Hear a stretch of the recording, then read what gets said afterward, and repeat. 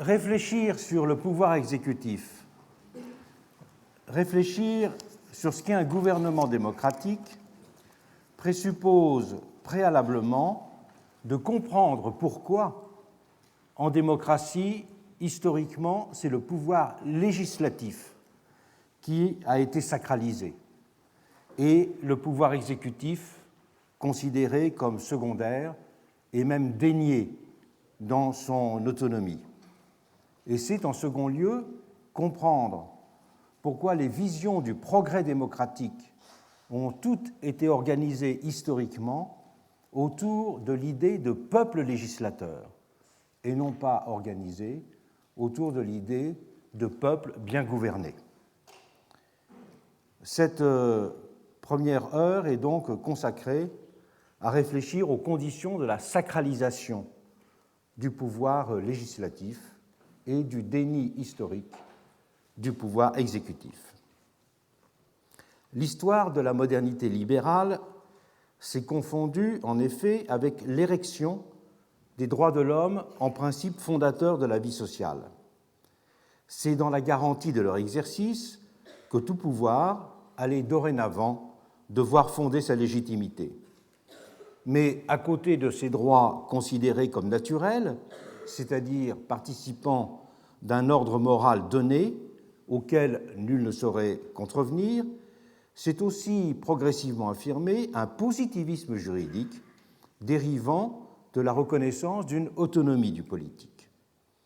Si les lois de nature et les lois civiles ont alors été largement comprises comme devant être liées, Hobbes disait qu'elles se contiennent mutuellement, ces dernières n'en ont pas moins été reconnues dans leur dimension pratique d'établissement humain de l'organisation sociale. L'idée de la loi est de la sorte devenue inséparable de celle de souveraineté. On ne s'étonne donc pas que Bodin ait été l'un des premiers à sérieusement distinguer la loi du droit, alors que le droit se rattachait pour lui à la perspective morale d'équité. Il notait, je le cite, « La loi emporte commandement, car la loi n'est autre chose que le commandement du souverain, usant de sa puissance. » L'idéal démocratique retiendra de cette définition le fait que la notion de souveraineté du peuple implique logiquement l'avènement d'un peuple législateur. C'est ce qu'affirme l'article 6 de la Déclaration des droits de l'homme et du citoyen. Je cite, « La loi est l'expression de la volonté générale. Tous les citoyens ont le droit de concourir personnellement ou par leurs représentants à sa formation. » L'idée de peuple législateur n'est là qu'une conséquence du processus de translation de la souveraineté. Mais c'est parallèlement la notion même de loi qui a alors été redéfinie. D'une double façon. Force de commandement, la loi a aussi été pensée comme devant simultanément être une figure de la raison, à distance de la connotation de bon plaisir ou de décision arbitraire qu'elle avait chez Bodin. Les lois ne sont pas de purs actes de puissance, mais des actes de sagesse, de justice et de raison. C'est ce que dira Portalis, le père du Code civil français. La loi du peuple se distingue d'abord en cela de la loi du monarque, mais elle s'en distingue aussi vers la fin du XVIIIe siècle en s'inscrivant dans une vision renouvelée de la gestion des hommes et des choses. Alors que la loi mêlait encore chez Bodin ce qui est de l'ordre de décisions circonstancielles et ce qui relevait de principes généraux et pérennes d'organisation publique, la loi tendra à ne plus se concevoir à partir de la fin du XVIIIe siècle que sous ses dernières espèces. Rousseau invitera en ce sens à rejeter fermement toutes les vues particulières, c'est son expression, qui pourraient altérer la sainteté de son ouvrage.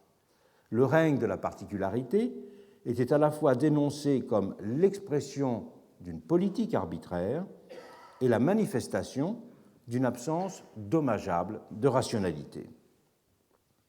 Au XVIIIe siècle, l'idée d'un règne de la loi dans ses différentes dimensions renvoyait en ce sens à la visée d'un pouvoir de la généralité d'ordre indissociablement procédurale et substantielle.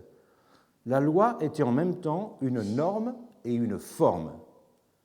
Mais cette visée ne s'inscrivait pas simplement dans une ambition platement technique. Elle était plus profondément liée à une double utopie politique.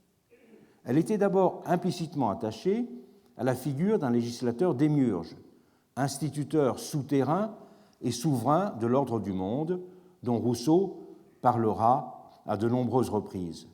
Législateur qu'il considérait comme un metteur en forme du genre humain. Et c'est en effet dans ces termes que Jean-Jacques considérait son rôle. Selon ces fameuses formules, le législateur était celui qui ose d'entreprendre d'instituer un peuple, ayant pour objectif, je le cite, de transformer chaque individu qui par lui-même est un tout parfait et solitaire en une partie du plus grand tout. Le législateur est donc chez Rousseau un généralisateur instituteur du social. Au XVIIIe siècle, il y a eu une véritable passion des lois. Dans le cas français, la monarchie s'était certes attelée, dès le XVIIe siècle, à un travail d'unification juridique.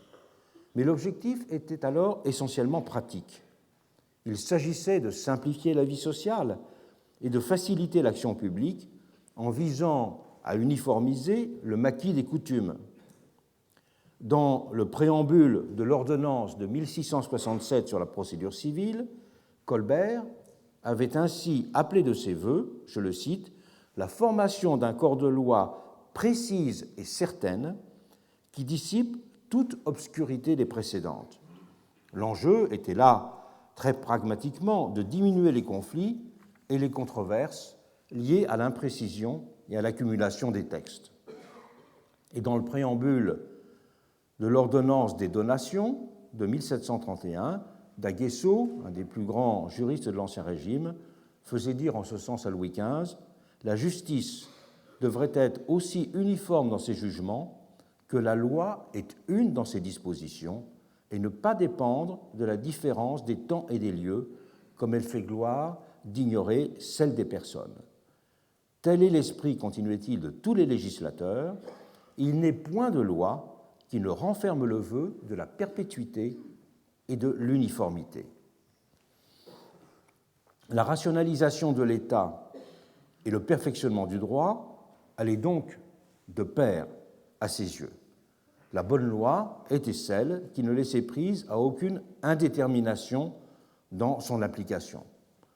Un autre grand juriste, même s'il n'a pas été que cela de la période, l'abbé de Saint-Pierre, disait « Les lois doivent être si claires que chacun, en les lisant, y voit non seulement la décision du cas qu'il cherche, mais qu'il la voit encore, s'il est possible, d'une manière à n'avoir pas besoin d'interpréter. La loi, en d'autres termes, devait être l'expression de la raison générale, incarnant indissociablement les deux principes de rationalité et de généralité. Il est à propos, en concluait Saint-Pierre, de faire en sorte que chaque loi, par sa généralité, par la généralité de son expression, comprenne et embrasse toutes les espèces de cas particuliers sans exception. Il faudra attendre l'œuvre de la Révolution, on le sait, pour que cette uniformisation des coutumes soit accomplie. Mais au-delà de cette visée technique, l'objectif était devenu beaucoup plus ambitieux, dans les pays européens de droit romain en tout cas. Il était de révolutionner l'action publique, d'en évacuer toute forme d'arbitraire, de la désubjectiver radicalement, en mettant au poste de commandement le pouvoir objectif de la règle. C'est Beccaria qui donnera tout son éclat à une telle conception du rôle de la loi dans son ouvrage Des délits et des peines. Le point de départ de Beccaria peut certes être qualifié de classiquement libéral. Son objectif immédiat dans cet ouvrage et dans tout son travail de juriste était de proposer un remède à l'incohérence de la justice, qui pouvait, selon les lieux, infliger des peines fort variables pour des délits identiques. Et comme de nombreux philosophes du XVIIIe siècle, voire Voltaire par exemple, il sera omnibulé par la question de l'erreur judiciaire et révolté par l'arbitraire des condamnations. Et c'est le pouvoir d'interprétation des juges qui était à ses yeux l'origine de ces variations coupables. D'où le combat pour une objectivation du droit, qui conduirait à réduire l'indétermination de la loi dans sa confrontation à la diversité des faits. L'établissement d'une vraie justice, capable de prévenir l'arbitraire par son impersonnalité, impliquait pour le XVIIIe siècle que l'application de la lettre de la loi s'impose avec évidence. En présence d'un délit, estimé par exemple Beccaria, le juge doit former un syllogisme parfait qui ferme la porte à l'incertitude. Pour cela, la loi générale et les faits devaient se superposer exactement. Amour de la loi et défiance vis-à-vis du juge iront pour cela de pair chez de nombreux hommes des Lumières, rompant en cela avec l'esprit de ce qu'on avait parfois qualifié de théocratie judiciaire, qui inspirait par exemple un Doma ou un D'Aguesseau.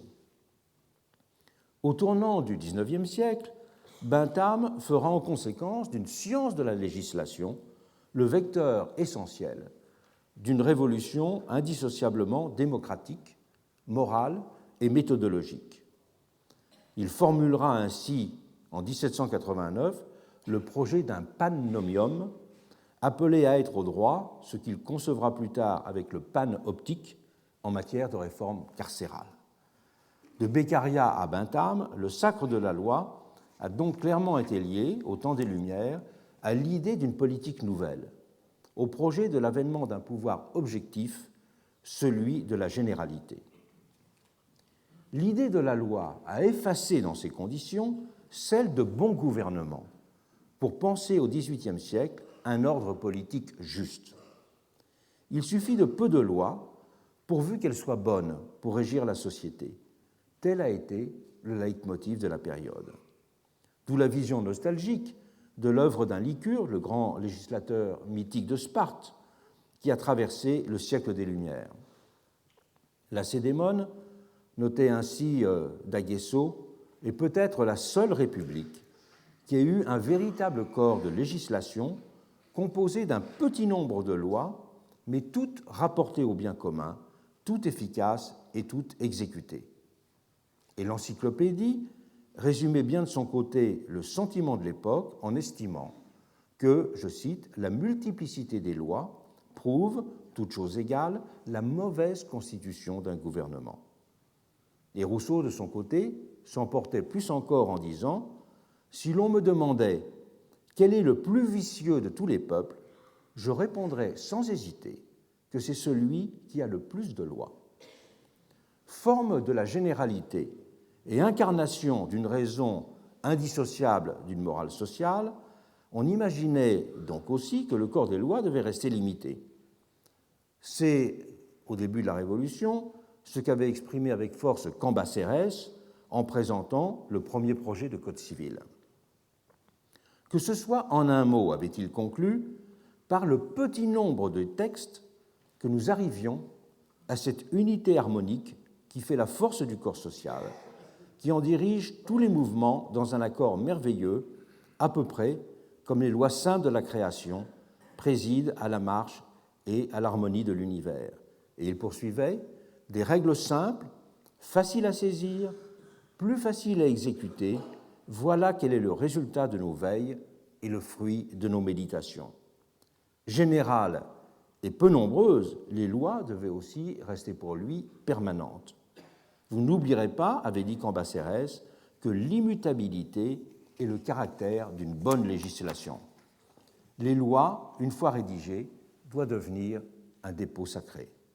Généralité, simplicité, permanence, en présentant ces caractères, les lois étaient censées pouvoir gouverner adéquatement et sans réserve les hommes et les choses.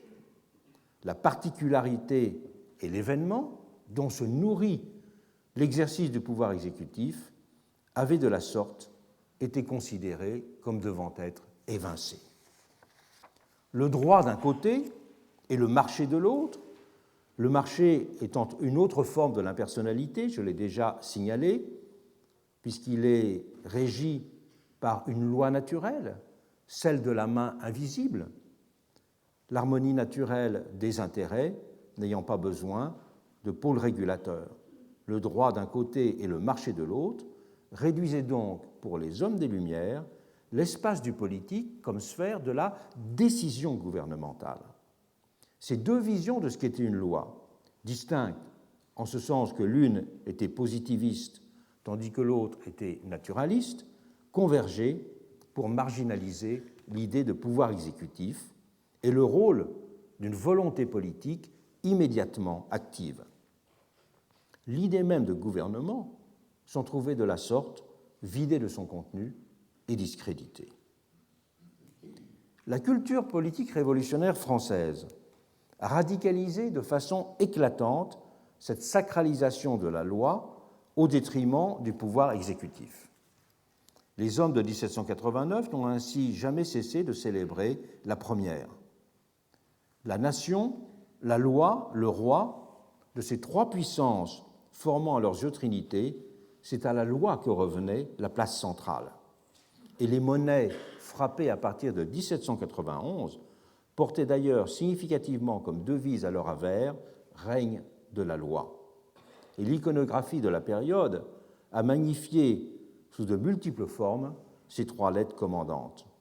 Et un grammairien de l'époque avait même de façon significative proposé de considérer que la France n'était bien sûr plus un royaume, mais qu'elle devait devenir un loyaume.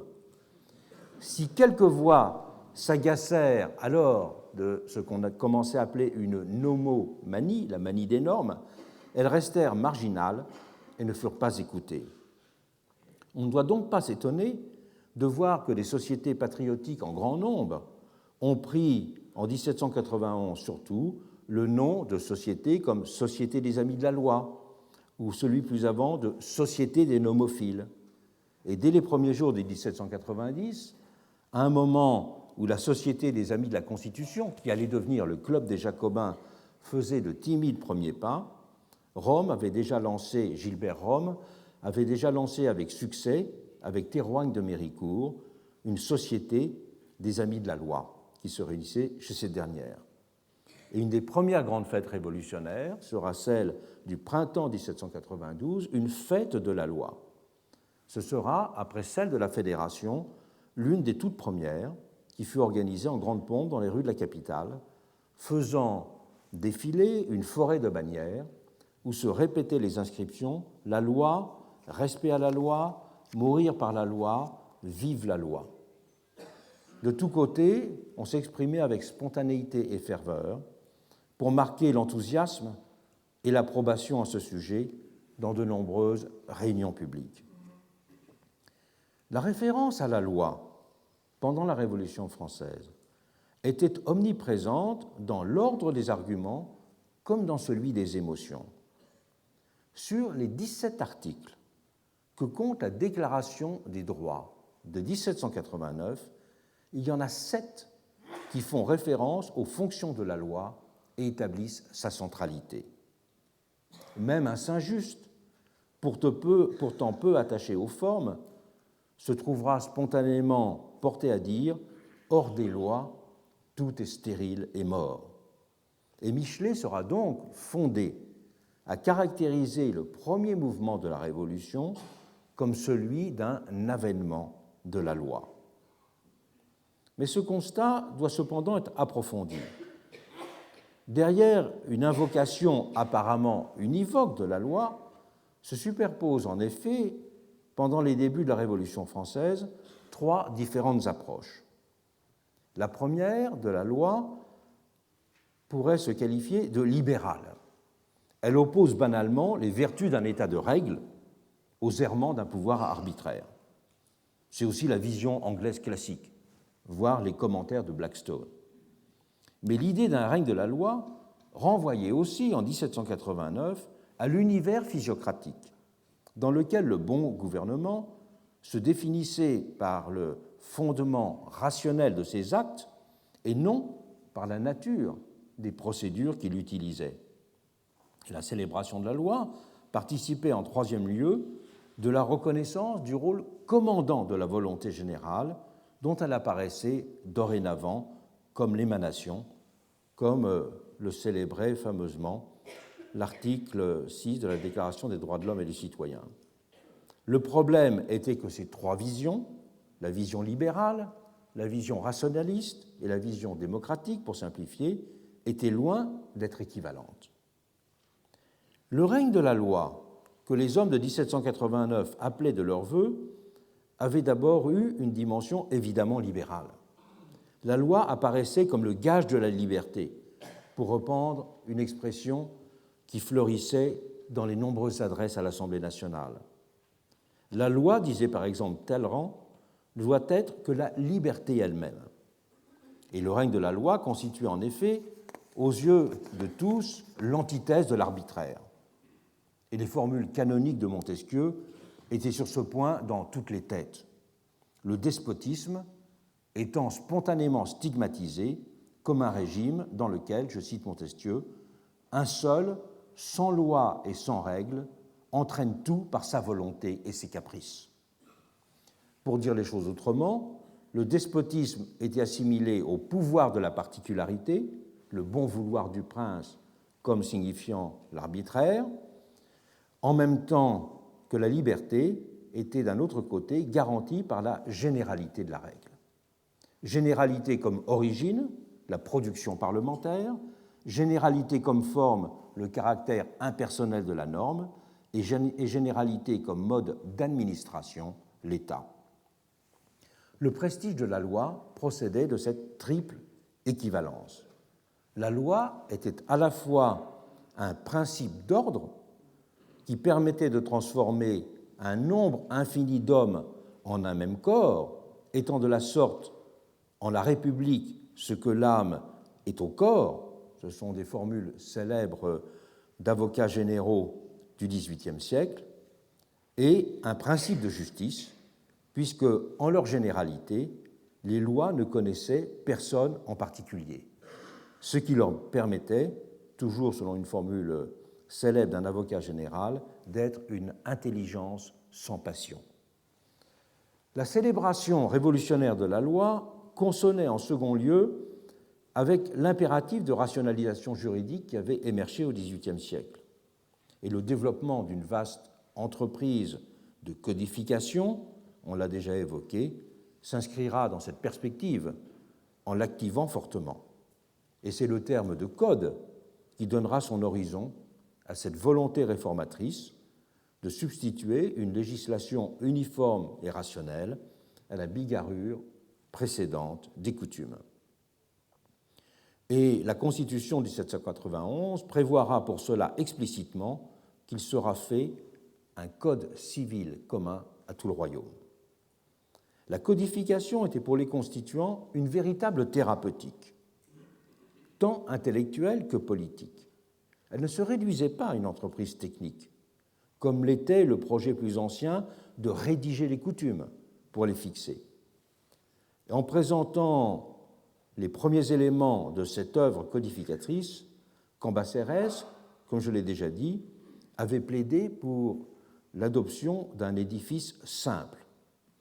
Il est d'ailleurs significatif que le premier projet de Cambacérès sera repoussé par l'Assemblée parce qu'il avait été jugé trop développé dans ses détails et trop peu philosophique dans son ensemble.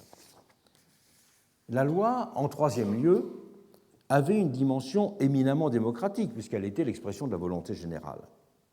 Elle était de cette triple façon l'incarnation d'un règne de la généralité. Cette conception de la loi a eu une dimension totalisante pour les révolutionnaires français. Elle ne se dissociait pas pour eux de l'utopie d'un pouvoir capable de saisir entièrement la société, de la mouvoir en ses détails. Et la philosophie de la loi trouvera pendant la Révolution, dans cette utopie, son ressort le plus puissant. Le règne de la généralité, qu'on appelait de ses voeux, n'était donc pas uniquement d'ordre procédural. La loi n'était pas simplement une norme efficace et légitime pour les hommes de 1789. Elle était un opérateur politique. Elle appelait d'une certaine façon à reconstruire la réalité elle-même en une abstraite vérité, le prisme de la généralité gommait les aspérités du monde pour constituer ce dernier dans la transparence à son concept. En bannissant tout rapport à la particularité, la loi entendait dessiner un monde parfaitement juste et ordonné en sa réduction simplificatrice. Et nul n'a mieux exprimé cette visée que Merlin de Douai, un des grands jurisconsultes de la période, l'auteur du plus grand recueil de jurisprudence de la période post-révolutionnaire.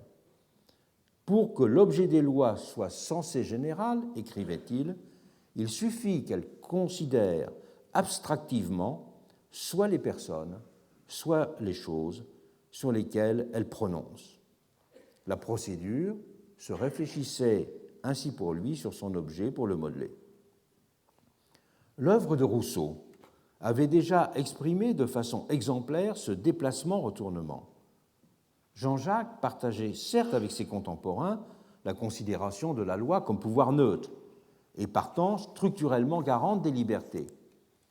L'impersonnalité de la loi était bien pour lui la première de ses qualités, mais il n'en restait pas là.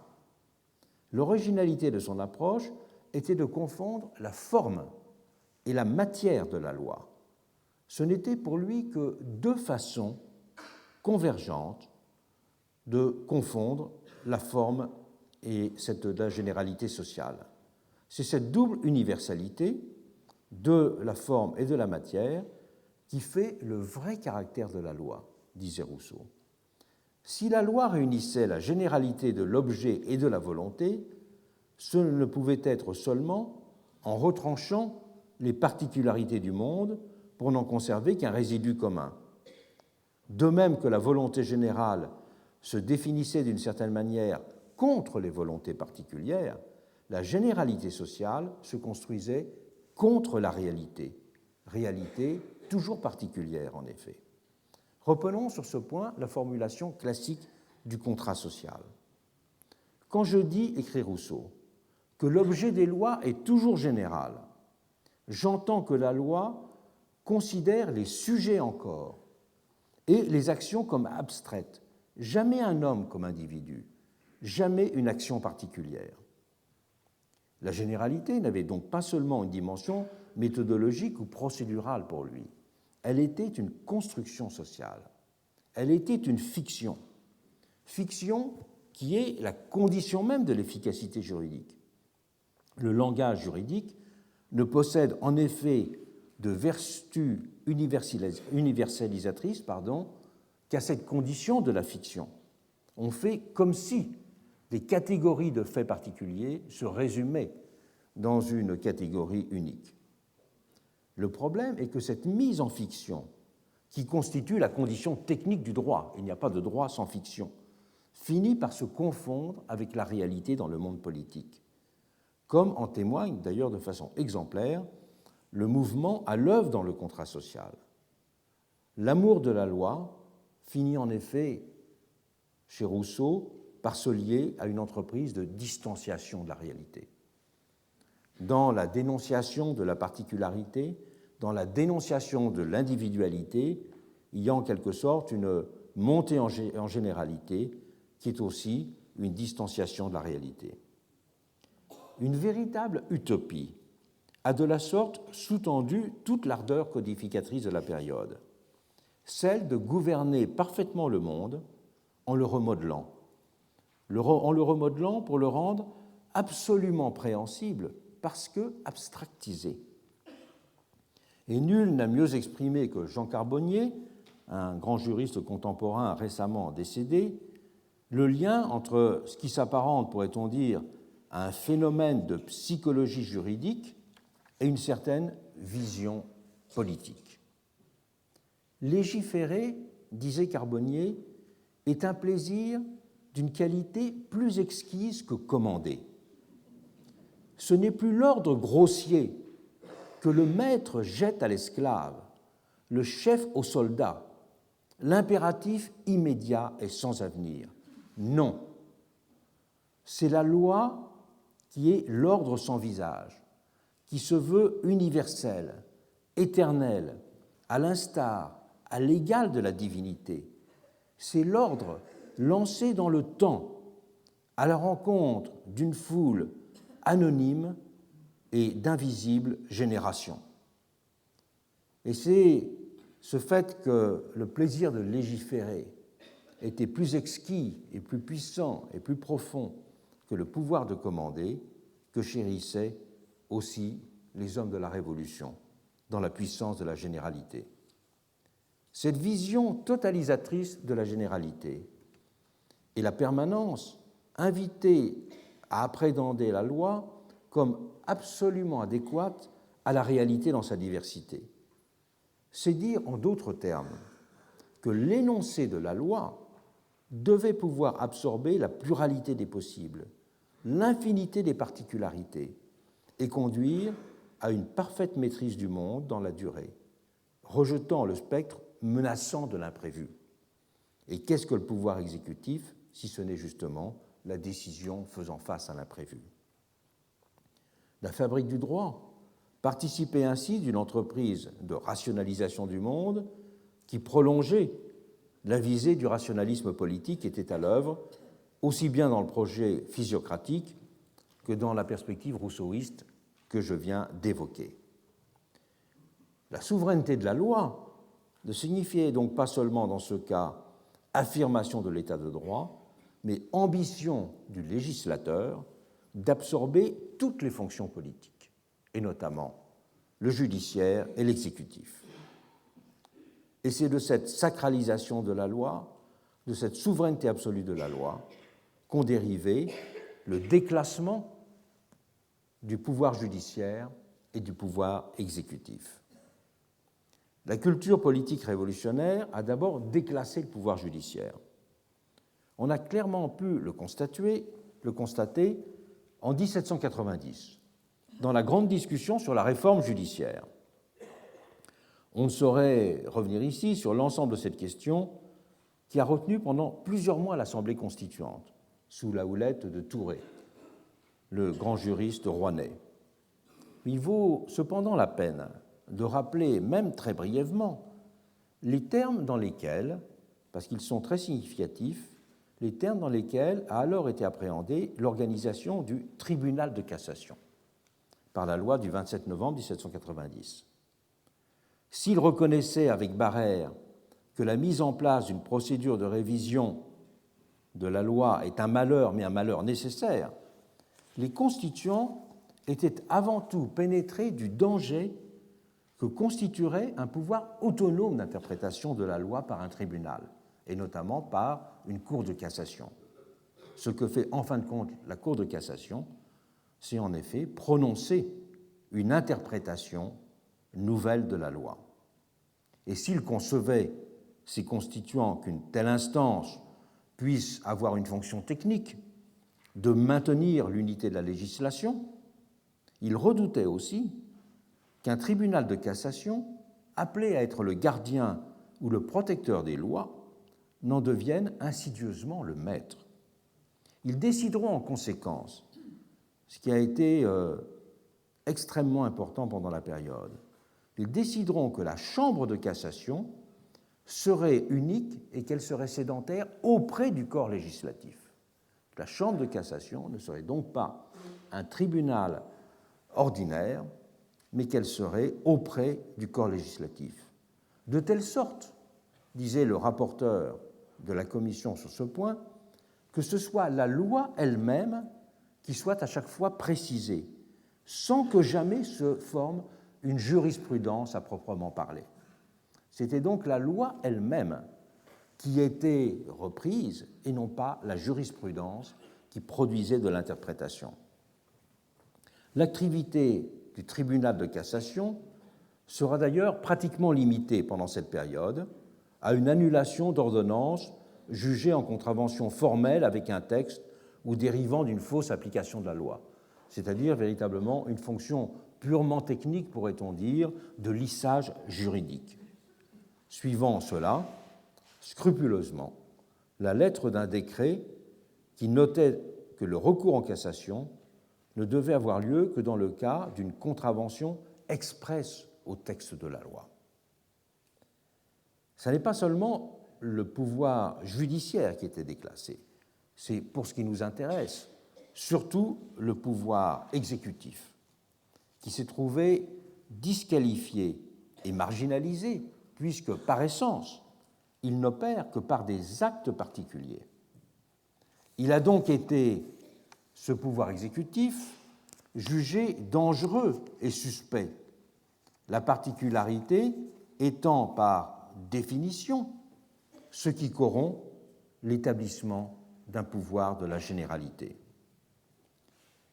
La puissance exécutive, indiquait déjà Rousseau dans le même esprit, la puissance exécutive ne peut appartenir à la généralité comme législatrice ou souveraine, parce que cette puissance exécutive ne consiste qu'en des actes particuliers qui ne sont point du ressort de la loi, ni par conséquent de celui du souverain, dont les actes ne peuvent être que des lois. Si Rousseau reconnaissait le rôle de l'exécutif, il ne le concevait donc que comme subordonné et dérivé.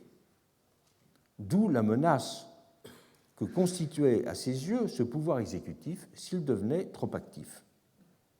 Le problème était pour lui d'autant plus important qu'il y avait une dissymétrie structurelle entre le législatif et l'exécutif. C'est le fait que le législatif était intermittent alors que l'exécutif était permanent.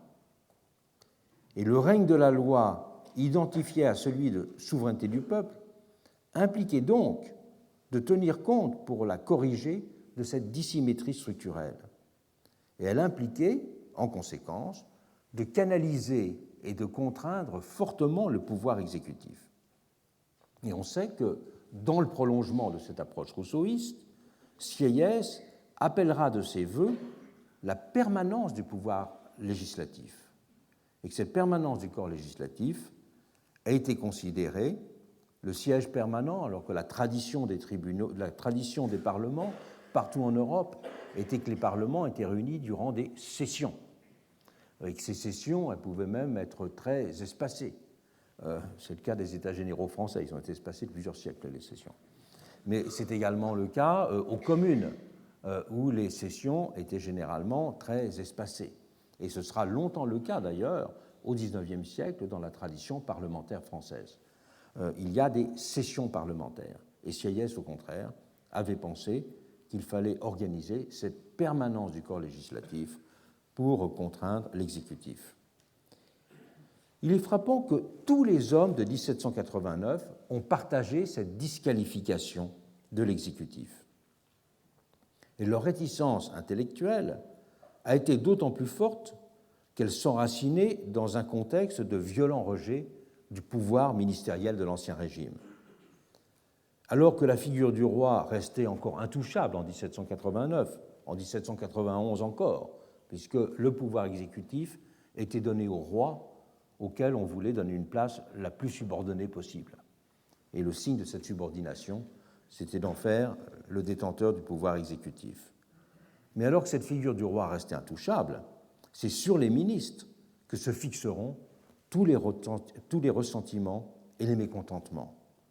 Et les cahiers de doléances étaient ainsi remplis de récriminations contre les crimes commis par les ministres. Et cette notion de crime des ministres se retrouvera dans nombre de pamphlets de la période et même dans un certain nombre de titres d'ouvrages à succès.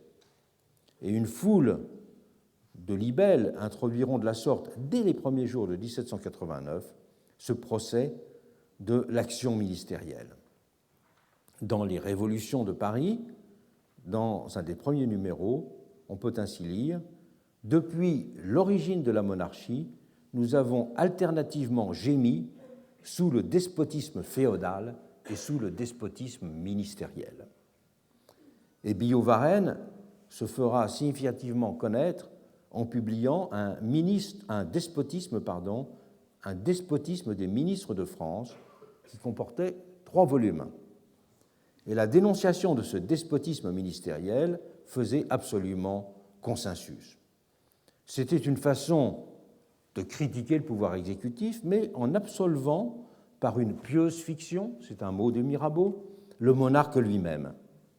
Et si certains prenaient dans un premier temps la précaution de considérer que le pouvoir ministériel dégrade le pouvoir exécutif, c'est une expression de Talleyrand, c'est très rapidement ce dernier pouvoir exécutif qui fut directement mis en accusation, suspecté d'être spontanément porté au crime, comme on disait à l'époque, au crime de lèse-nation. Et tous les débats constitutionnels de 1791 témoigneront amplement de cette suspicion. Au moment où les constituants repoussaient fermement l'idée d'un droit d'initiative qui serait attribué en matière législative au roi ou à ses ministres, Barrère notait ainsi sans ambages: le pouvoir exécutif sera toujours l'ennemi du pouvoir législatif et il lui fera tout le mal qu'il pourra. C'est le combat établi dans les systèmes politiques. La formule abrupte résumait bien le sentiment général de l'époque. Et fait significatif, c'est le terme même de pouvoir que l'on cherchera à faire disparaître de la dénomination de l'exécutif. On voulait le dégrader en le requalifiant plus modestement de fonction ou d'autorité. Et Sieyès, qui sera toujours aux avant-postes de l'imagination sémantique pendant la Révolution, essaiera les expressions de commission exécutrice et même de pensée combinante et régulatrice, ou de proviseur de l'établissement public, de commission intermédiaire des pouvoirs, pour éviter de prononcer ce terme jugé menaçant de pouvoir exécutif.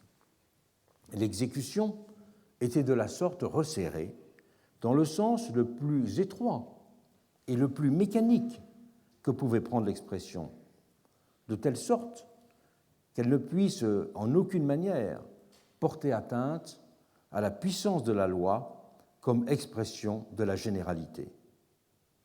Condorcet rêvait même de mettre en place ce qu'il appelait un roi-machine, exploitant en politique les possibilités ouvertes par la nouvelle science des automates.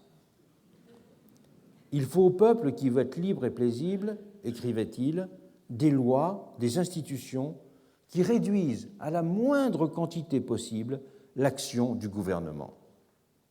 Condorcet allait même jusqu'à parler de la nécessaire nullité du gouvernement, qui devait résulter d'un système de lois profondément combiné. La disqualification du pouvoir exécutif n'a pas seulement plongé ses racines dans la culture de la généralité que je viens d'exposer, elle s'est aussi nourrie de l'idée largement répandue que le gouvernement était une affaire simple en son principe et qu'un petit nombre de lois suffisait à régler l'activité sociale. L'utopie libérale d'un gouvernement à bon marché a donc parallèlement joué un rôle majeur pour conforter la suspicion des constituants vis-à-vis du pouvoir exécutif.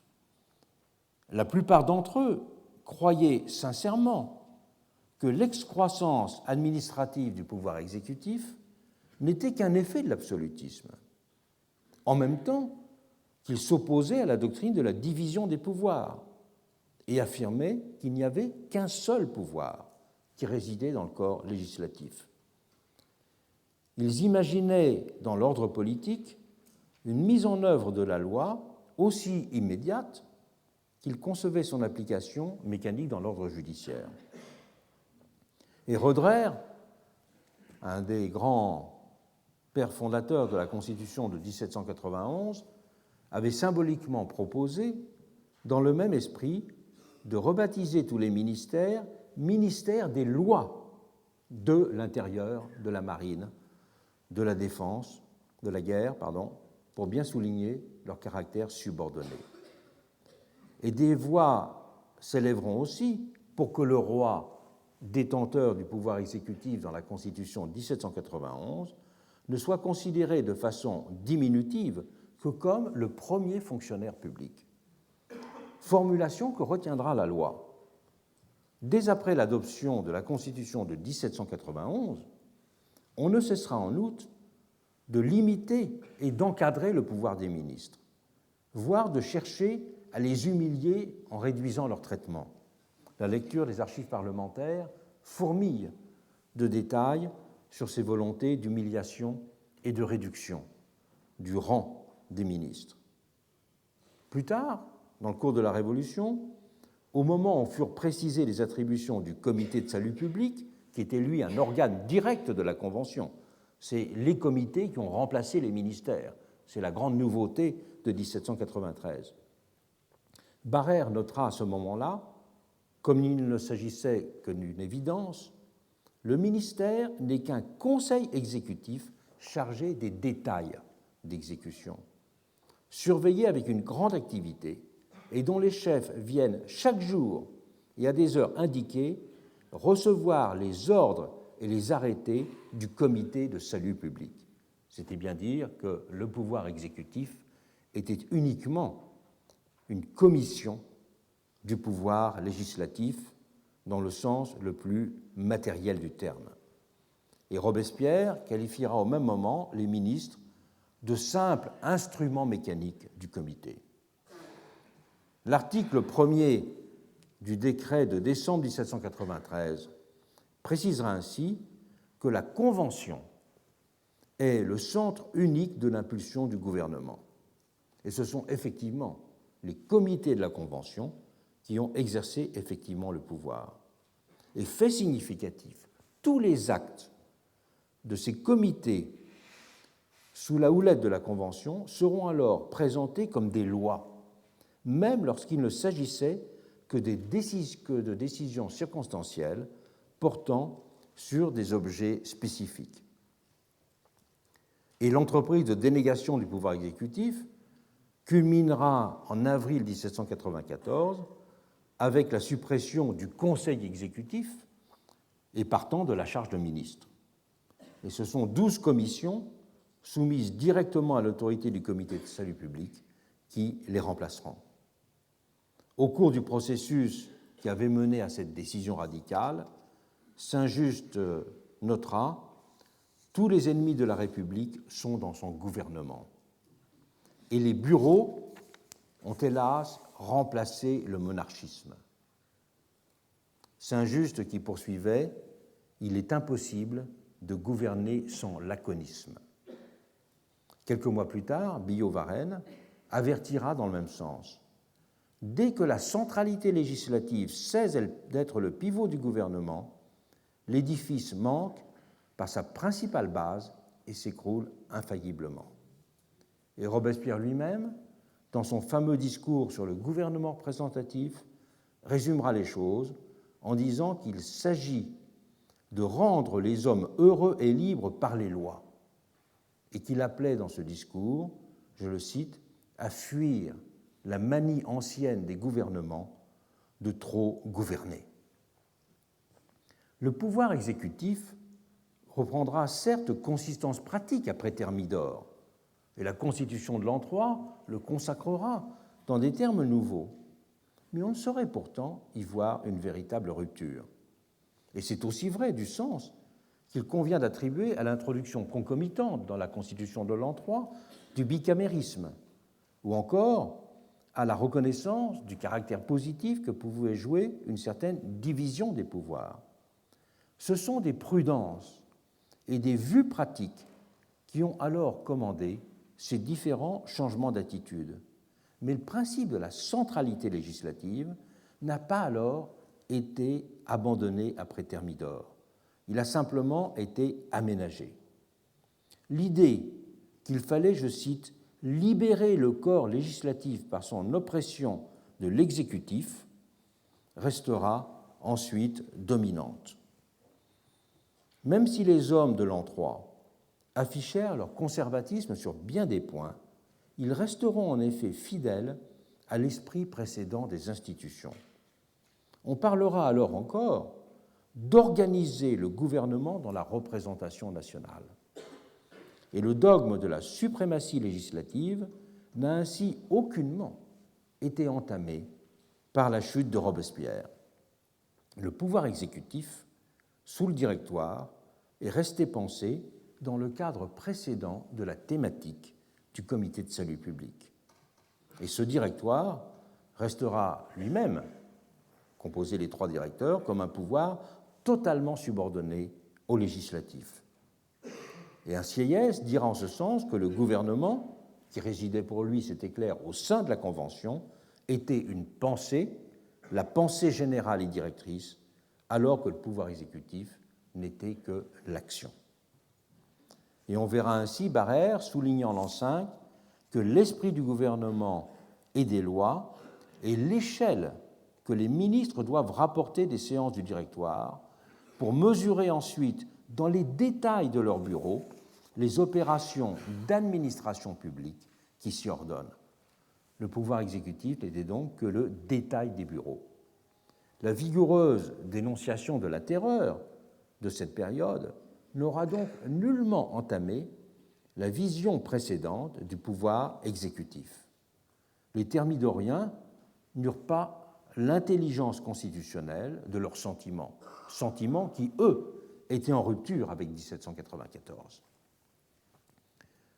Il faut aussi souligner que cette prééminence du législatif par rapport à l'exécutif a été aussi le fait de la tradition constitutionnelle anglaise et américaine. L'Angleterre était en Europe la terre de l'invention du parlementarisme, on le sait, mais elle a été aussi à l'origine de la conception libérale d'un pouvoir exécutif inscrit dans un rapport de check and balances avec le pouvoir législatif. Plus qu'ailleurs en Europe, le pouvoir exécutif a semblé jouir d'une marge véritable d'autonomie en Grande-Bretagne, au prix, et c'est là toute l'originalité du système britannique, de l'introduction d'un mécanisme de mise en jeu permanent de ce pouvoir à travers l'exercice du principe de responsabilité politique du cabinet. En Grande-Bretagne, la conquête d'une marge de liberté pour l'exécutif s'y est ainsi liée de façon originale à l'acceptation de différentes formes de sa mise à l'épreuve. Le renforcement continu de l'exécutif du début du XVIIIe au XIXe siècle n'a donc revêtu en Grande-Bretagne aucun caractère absolutiste ou dominateur. Il s'est au contraire inscrit dans un développement des formes d'engagement de la responsabilité, formes d'engagement qui faisaient la part belle aux droits et aux prérogatives du Parlement. À distance des formulations françaises d'un pouvoir et rationnel, le modèle britannique a fait des rapports entre l'exécutif et le législatif un jeu à somme positive, alors que le cas français était clairement inscrit dans un jeu à somme nulle. Et la perception de la loi comme simple règle dans un pays de common law, et non pas comme institutrice du social, avait également, bien sûr, joué son rôle dans cette construction. Et la position d'un Premier ministre anglais s'est paradoxalement avérée de la sorte être beaucoup plus forte, par exemple, que celle d'un président américain au XIXe siècle. Ce dernier président était certes pratiquement inamovible, mais il était doté d'un pouvoir de commandement strictement encadré.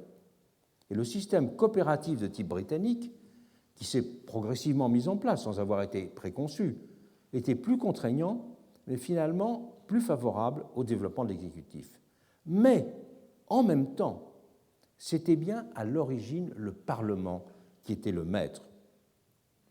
Dans la magistrale étude de la Constitution britannique, telle qu'elle fonctionnait réellement, qui était publiée au mi-temps de l'âge victorien, Walter Bagehot dira dans The English Constitution, il dira ces mots à propos du cabinet.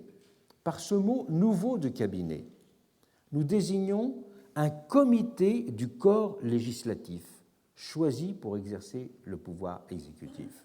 Le cabinet avait cette originalité d'être un pouvoir exécutif tout à fait nouveau dans sa forme en Europe, nouveauté qui était indexée, je le rappelle, sur cette acceptation d'une mise en jeu de sa responsabilité. Il y avait donc dans le phénomène du cabinet, longuement, c'est le cœur du livre de Bagehot, il y avait donc une sorte de balance entre puissance accrue du cabinet et fragilité accrue du cabinet, que la puissance était payée par la fragilité.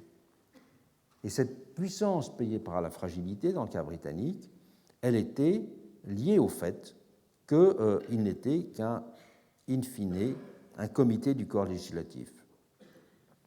Et Bagehot note, la législature a beaucoup de comités, mais évidemment, celui-ci, le cabinet, est le plus important. Et le Parlement, pour Bagehot, restait bien ainsi le maître, mais il le restait sous les espèces d'une fusion. L'expression revient à maintes reprises sous sa plume de l'exécutif et du législatif. Le cabinet, disait Bagehot, est un comité mixte, une boucle qui rattache la partie législative de l'État à sa partie exécutive. Par son origine, l'exécutif appartient au législatif, mais fonctionnellement, c'est plutôt l'inverse qui se manifeste. Le propre de l'exécutif anglais, pour le dire autrement, était d'être une créature émancipée, mais qui restait sous une forme de contrôle aussi vigilant que permanent du législatif. Le pouvoir de la sorte était compris outre-Manche comme l'exercice d'une activité, d'une relation dynamique entre activité et contrôle.